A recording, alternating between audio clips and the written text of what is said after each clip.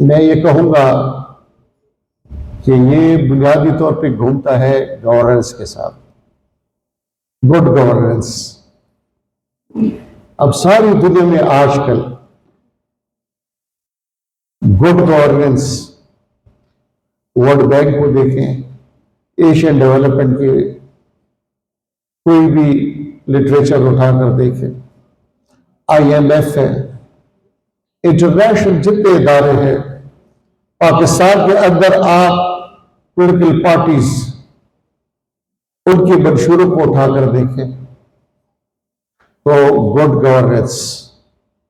अब good governance में उसकी बुनियादी ingredients efficiency, effectiveness, transparency, accountability और rule of law.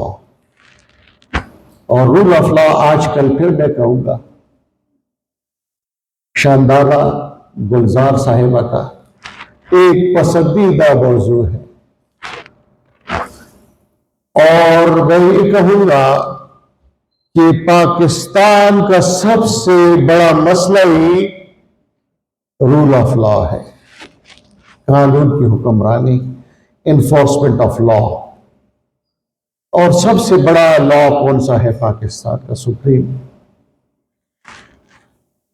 The constitution of Islamic Republic of Pakistan 1973। और ये वही आईन है जो वफाक, सूबों के कानूनी, इंतजामी और मालियाती इख्तियारात का तायुन करता है। और इसी तरह से यही आईन सूबों के इंतजामी, कानून साजी और मालियाती इख्तियारात का दायरा खींचता है। खसूसन 18वीं तरमीम के बाद एक फेडरल लिस्ट है। फेडरल लिस्ट में बाकायदा दे दिया गया है कि कौन कौन से इख्तियारात वफाक के पास है, वो कौन कौन से सब्जेक्ट्स हैं जिसके ऊपर वफाक कानून साजी कर सकता है।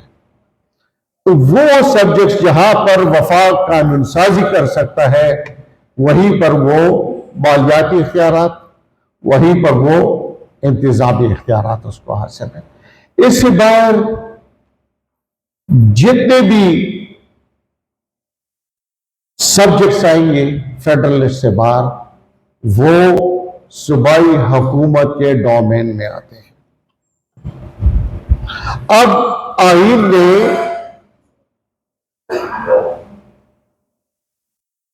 चूंकि जिक्र यहां पर ज्यादा सारा हमारा कुदरती वसाइल के हवाले से हो रहा था,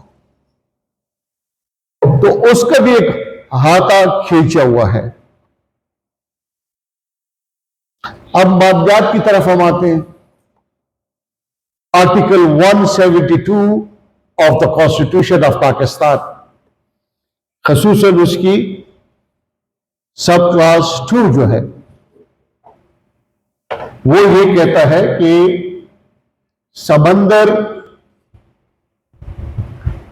के अंदर जो जमीन है नीचे, और जो कुछ भी है, वो वफाक उसकी ऑनरशिप उस पर वेस्ट करती है।